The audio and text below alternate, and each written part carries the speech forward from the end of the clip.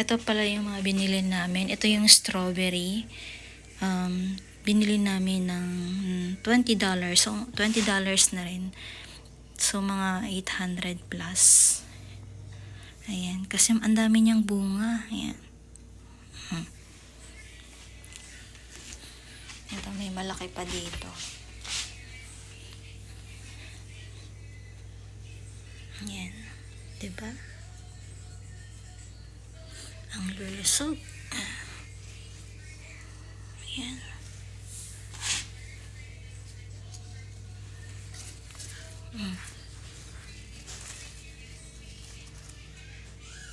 Dami niya. And meron din kaming mga biniling gulay, kamatis, tag $2 each to, or nasa 80 pesos or 80 plus. Meron kaming kalabasa, okra, ampalaya,